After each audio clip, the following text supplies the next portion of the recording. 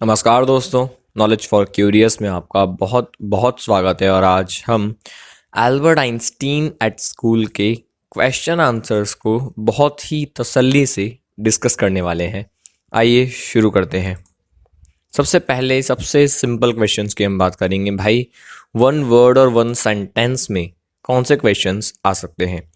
सबसे पहला क्वेश्चन है, why was Einstein not interested in learning history? जो आइंस्टीन थे वो हिस्ट्री को सीखने में, बेसिकली याद करने में क्यों इंटरेस्टेड नहीं थे? बहुत ऑब्वियस सा क्वेश्चन है। Einstein was not interested in learning history because he considered it useless, क्योंकि वो इसको यूजलेस मानते थे, बकवास मानते थे।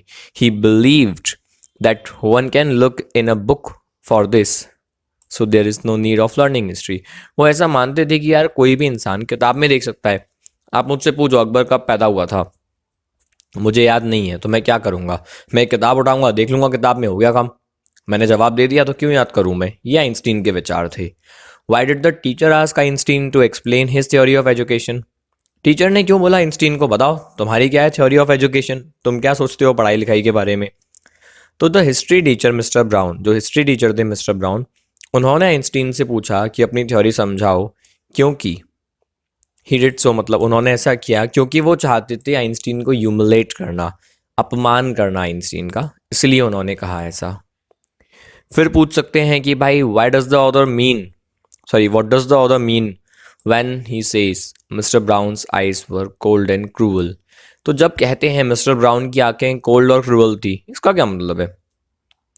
तो जब ऑथर कहते हैं कि मिस्टर ब्राउन की आंखें कोल्ड और क्रूअल थी, वो ये दिखाते हैं कि मिस्टर ब्राउन का बिल्कुल भी फ्रेंडली और सपोर्टिव एटीट्यूड नहीं था आइंस्टीन के प्रति। उल्टा, ऑन द कॉन्ट्रेरी, मतलब उल्टा, वो उसकी बेइज्जती करना चाहते थे। इसलिए कहा गया है कि आंखें कोल्ड और क्रूअल थी। अच्छा, हिस्ट्री टीचर ने क्या सजेस्ट किया आइंस्टीन को, कि क्या सलाह दी? The teacher suggested Einstein, teacher ने सजेस्ट किया आइंस्टीन को कि वो स्कूल को छोड़ दे, क्योंकि आइंस्टीन सेटिस्फाइड नहीं थे। भाई, नहीं हो संतुष्ट, तुमको मज़ा नहीं आ रहा स्कूल में, तो छोड़ दो। ऑथर कहते हैं most days were bad for Einstein, what why did he से सो? ऑथर कहते हैं कि ज़्यादातर दिन खराब थे आइंस्टीन के लिए। क्यों क्यों कहते हैं ऑथर? ऑथर कहते हैं कि ज़्यादातर दिन आइंस्टीन के लिए ख़राब थे क्योंकि आइंस्टीन को अपना स्कूल और उनका घर, यानी लॉजिंग्स, लॉजिंग्स मतलब जहाँ पर भी आप रहते हो, वो उनको दोनों ही ख़राब लगते थे, नफ़रत करते थे वो दोनों से। उनके लिए बहुत मुश्किल था स्कूल में रहना, क्योंकि टीचर्स उनकी आलोचना करते थे, तुम गलत हो गलत हो। इतना ही नहीं, वो खुद पढ़ाई से नफरत करते थे, जिस तरह की पढ़ाई चल रही थी, जो उनको डेट याद करवाती थी, फैक्ट याद करवाती थी, फिगर्स याद करवाती थी।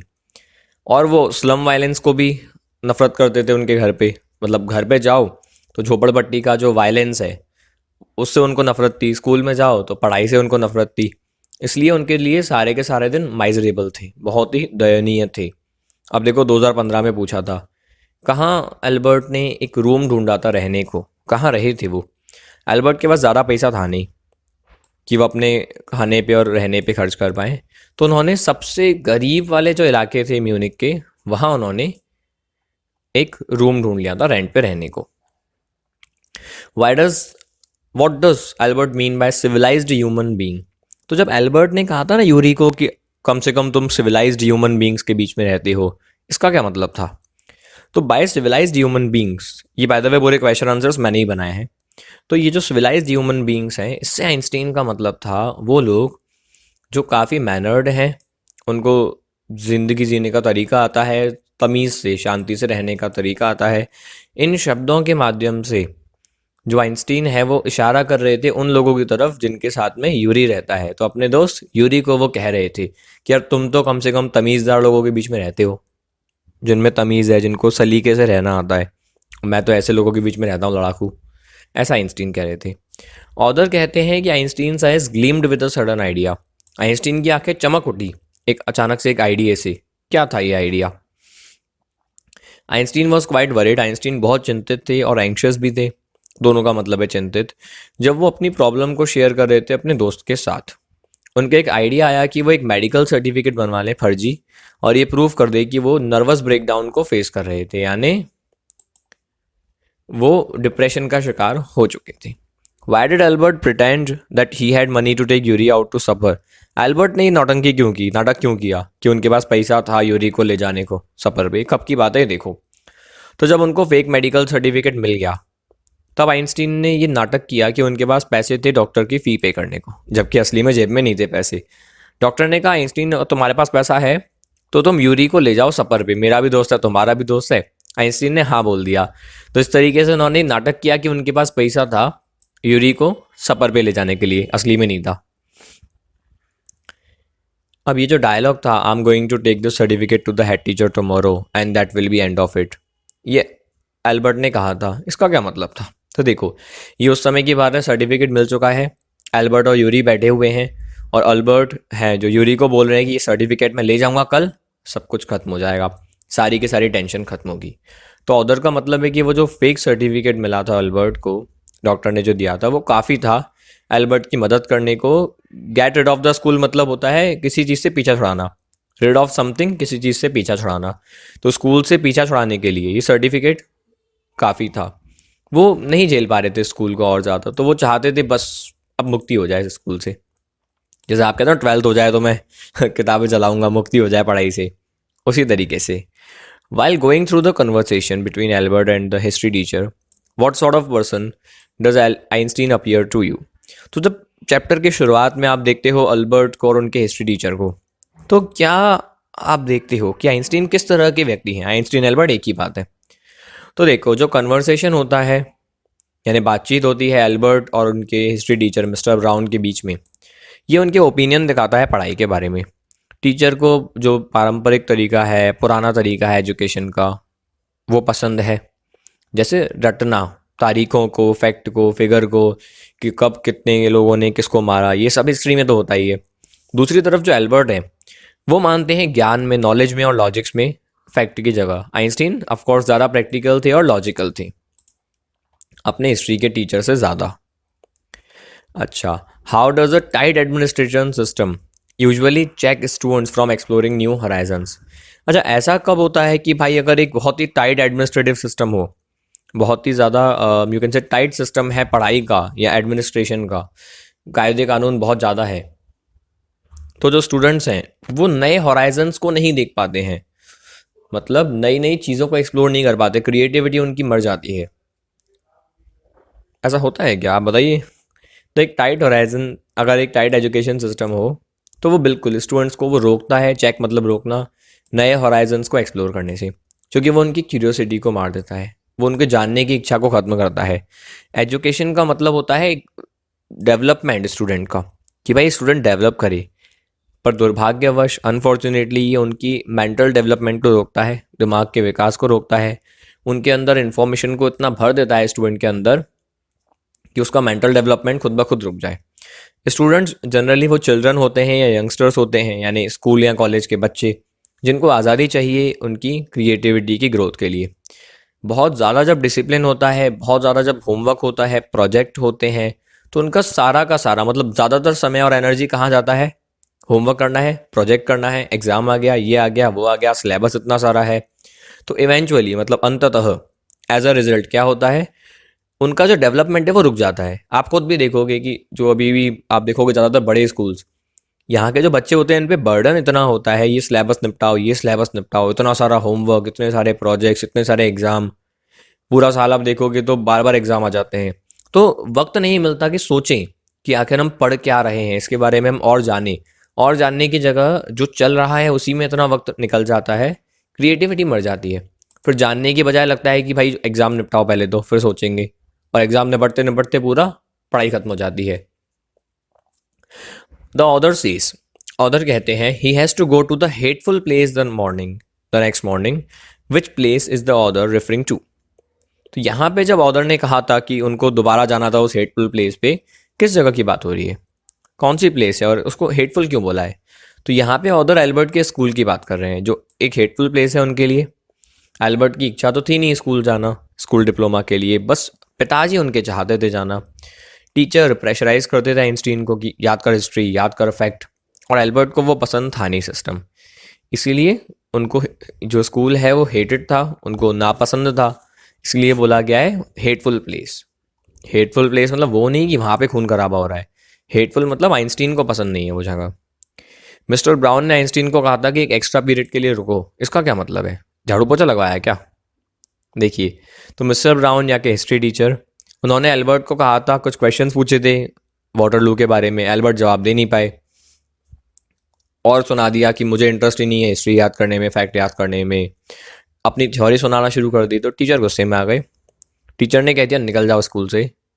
आखिरी में टीचर ने पनिश किया कि तुम एक और पीरियड के लिए यहाँ पे रुकोगे। यहाँ पे एक्स्ट्रा पीरियड का मतलब एक पनिशमेंट है कि थोड़ा और टाइम तुमको स्कूल में रुकना पड़ेगा। हमारे टाइम पे बाहर भगा देते थे सीधा एक्स्ट्रा नहीं रुकवाते थे। Why did Einstein think that he could never pass the exam for school diploma?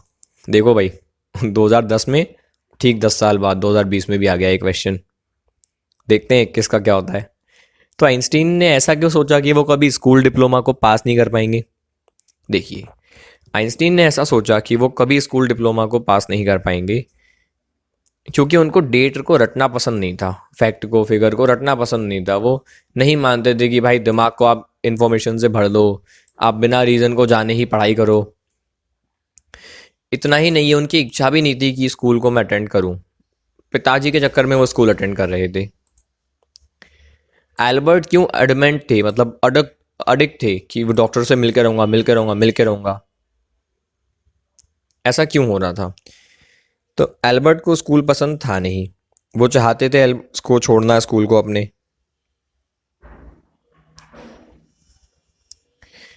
तो जब वो अपनी प्रॉब्लम बता रहे थे यूरी से, तो उनको आइडिया आता है कि यार छोड़ दिया जाए स्कूल। तो ये जो उनका आइडिया था एक डॉक्टर से मिलने का और एक फेक सर्टिफिकेट लेने का, ये उनको आइडिया आ जाता है कि यार एक फेक सर्टिफिकेट ले लेता हूँ। और वो चाहते थे सर्टिफिकेट का इस्तेमाल करके अपने स्कूल से छुटकारा पाया जाए। फिर क्या होता है देखते हैं। अब ये डायलॉग बोला गया था कि भाई हैरान होने की बात नहीं है आइंस्टीन, मैं तुमसे भी पहले जानता था कि तुम स्कूल को छोड़ने वाले हो। मिस्टर कॉच यानी मैथ्स के टीचर ऐसा क्यों कहते हैं, क्या मतलब है उनका? तो जब आइंस्टीन मैथ्स के टीचर के पास जाते हैं एक फेक सर्टिफिकेट के लिए, नर्वस ब्रेकडाउन के, सॉरी, फेक सर्टिफिकेट के साथ, तो टीचर हैरान नहीं हुए। टीचर ने उल्टा सामने से एक सर्टिफिकेट दिया। उस सर्टिफिकेट में लिखा था कि एल्बर्ट ने सारा मैथ्स पढ़ लिया है और अब कुछ भी ऐसा नहीं है जो स्कूल उसको पढ़ा पाए मैथ्स में। वो किसी भी यूनिवर्सिटी में पढ़ाई करने के लिए तैयार हैं मैथ्स की। उन्होंने ये भी कहा आइंस्टीन को कि तुमसे पहले तो मैं जानता था कि तुम स्कूल को छोड़ोगे। यानी वो टीचर पहचान गए थे कि आइंस्टीन के लिए स्कूल नहीं है, बहुत ऊंची चीज़ है आइंस्टीन। तब की बात है ये। फिर टीचर रेडी नहीं था आइंस्टीन को अपने स्कूल में रखने को। ये हेड टीचर ऐसा कब हो गया, क्यों हो गया?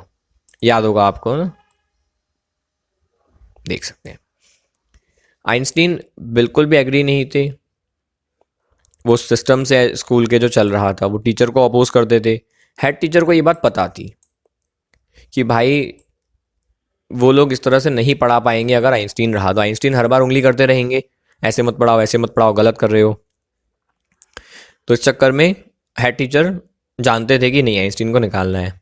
आइंस्टीन के जो प्रैक्टिकल व्यू थे वो दूसरे स्टूडेंट्स को भी इंस्पायर कर रहे थे। भाई अब क्वेश्चन मार्क लगाओगे पढ़ाई पे, दूसरे भी तो इंस्पायर होंगे ना। लोग तो पढ़ाई के विरुद्ध जो चीज़ें हो उसका जल्दी साथ देते हैं। आप देखोगे बहुत लोग कहते हैं संस्कृत नहीं पढ़ाना चाहिए, तो कितनी जल्दी लोगों ने सपोर्ट कर दिया बिना कुछ सोचे।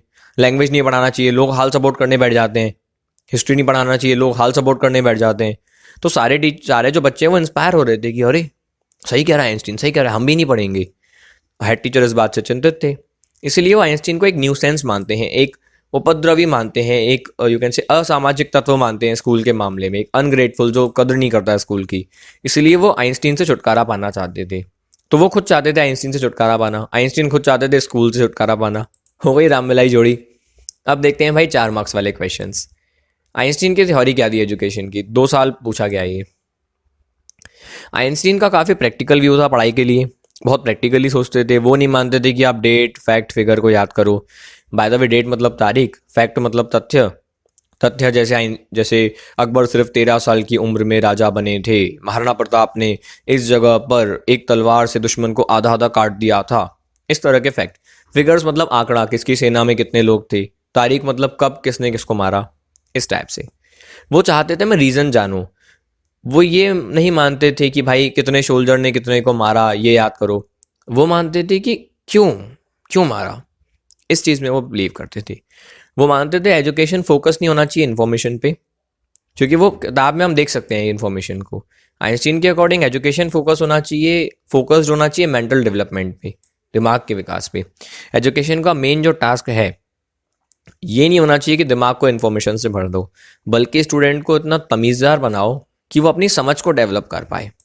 उनके जो व्यू थे वो आज भी रेलेवेंट है, और आज भी वो येट टू बी अंडरस्टूड का मतलब है आज भी उसको समझना बाकी है। आज भी आप देखोगे तो आपके स्कूल में भी उतना समझाया नहीं जाता, सिर्फ रट लो पास हो जाओ, रट लो पास हो जाओ। बहुत दुर्भाग्य की बात है ये। Y did Albert hate the school? Albert अपने स्कूल से क्यों नफरत करते थे? एल्बर्ट स्कूल से नफरत करते थे, और इतनी नफरत करते थे कि उनको नर्वस ब्रेकडाउन होने वाला था, इतना परेशान थे वो स्कूल से। क्योंकि एल्बर्ट का डिज़ायर ही नहीं था, आपकी इच्छा के बिना कोई आपसे काम करवाएगा तो आपको ऑफकोर्स बहुत दुख होगा, डिप्रेशन होगा, आप फोकस नहीं कर पाओगे। उनके पिताजी चाहते थे आइंस्टीन स्कूल अटेंड करें और स्कूल का डिप्लोमा ले, फिर बाद में कॉलेज जाए। इतना ही नहीं, डिप्लोमा बहुत ज़रूरी था कि भाई कॉलेज में एडमिशन अगर आपको चाहिए यूनिवर्सिटी में, स्कूल पास करना ही पड़ेगा। टीचर उनको तंग करते थे, प्रेशराइज करते थे, याद कर हिस्ट्री, फैक्ट याद कर। साइंस उनका सब्जेक्ट नहीं था जिसमें वो इंटरेस्टेड थे। तो इन सारे कारणों की वजह से जो प्लेस थी वो हेटफुल थी आइंस्टीन के लिए, और आइंस्टीन नफरत करते थे अपने स्कूल से। आप इसको ऐसा भी लिख सकते हो, due to all these reasons Albert hated his school. इसको यहाँ पे ऐसे भी लिख सकते हो आप, बिल्कुल सही होगा वो। आगे बढ़ते हैं। Give a brief character sketch of Einstein. Short में बताओ आइंस्टीन के बारे में। तो ये हर कोई जानता है कि आइंस्टीन एक बहुत ही महान साइंटिस्ट थे। उन्होंने साइंस में बहुत सारा योगदान दिया है। इस चैप्टर में हमने उनको एक स्टूडेंट के रूप में देखा, एक विद्यार्थी के रूप में देखा। वो बाकी स्टूडेंट्स की तरह नहीं थे जो स्कूल डिप्लोमा के लिए पढ़ते हो, बल्कि वो सीखना चाहते थे, वो ग्रो करना चाहते थे अपने माइंड को। He wanted to learn and grow his mind होगा यहाँ पे।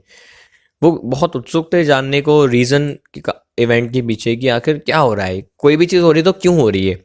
ये नहीं कि हो रहा है, क्यों हो रहा है। जैसे आपने आइजैक न्यूटन का नाम सुना होगा, एप्पल पेड़ से गिरता है वो नहीं देखा, क्यों गिरता है वो देखा। ऐसे आइंस्टीन ने भी भाई थ्योरी ऑफ रिलेटिविटी पता की थी, काफ़ी सारी चीज़ें पता की थी। तो वो सब क्यूरियोसिटी से था, लॉजिक से था। ये नहीं कि बस रट लो कि कोई चीज़ ऊपर जाएगी तो नीचे आएगी, या फिर जो धरती है वो सूर्य के चक्कर लगाएगी। वो रीज़न जानना चाहते थे, वो काफ़ी प्रैक्टिकल थे, लॉजिकल थे अपनी पढ़ाई के बारे में। उनके बाकी के टीचर्स और साथ वाले स्टूडेंट्स के अलग, अनलाइक मतलब होता है उनसे अलग। ठीक है जी, सो आई होप आपको ये समझ में आया होगा। बहुत ही इंटरेस्टिंग क्वेश्चन आंसर्स। अगर आपको पसंद आए तो बिल्कुल आप इस वीडियो को लाइक कर दीजिए, ताकि और वीडियोस हम आपके लिए जल्दी बनाएं। क्लासमेट्स के साथ शेयर कीजिए, चैनल को सब्सक्राइब कर लीजिए ताकि नोटिफिकेशंस आपके पास आती रहें। And finally